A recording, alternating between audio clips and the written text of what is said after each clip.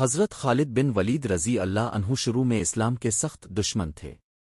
غزوہ احد میں مسلمانوں کو نقصان پہنچانے والوں میں وہ پیش تھے، لیکن دل میں ہمیشہ یہ بات رہتی تھی کہ محمد کا دین سچا ہے، مگر قریش کی ضد اور دشمنی کی وجہ سے دیر سے ایمان لائے۔ غزوہ حدیبیہ کے بعد ان کے دل میں اسلام کی روشنی داخل ہوئی۔ ایک دن انہوں نے سوچا کہ قریش باطل پر ہیں اور محمد حق پر۔ پھر وہ سیدھے مدینہ آئے اور نبی کریم کے دست مبارک پر اسلام قبول کیا۔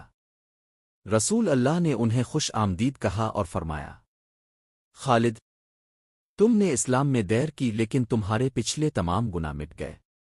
حضرت خالد بن ولید رضی اللہ عنہ کی سب سے بڑی پہچان جنگی مہارت ہے۔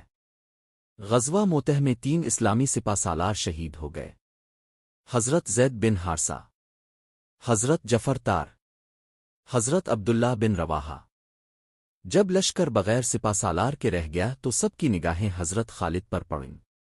انہوں نے کمال حکمت سے قیادت سنبھالی۔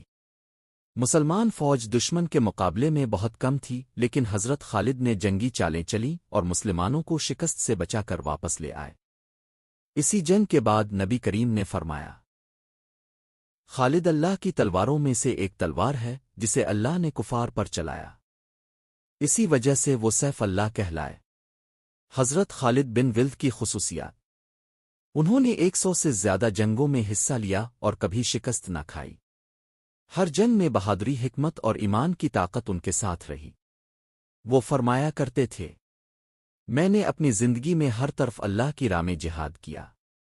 میری خواہش تھی کہ شہید ہو جاؤں، مگر اللہ نے مجھے بستر پر موت دی، اور واقعی ان کی وفات بستر پر ہوئی۔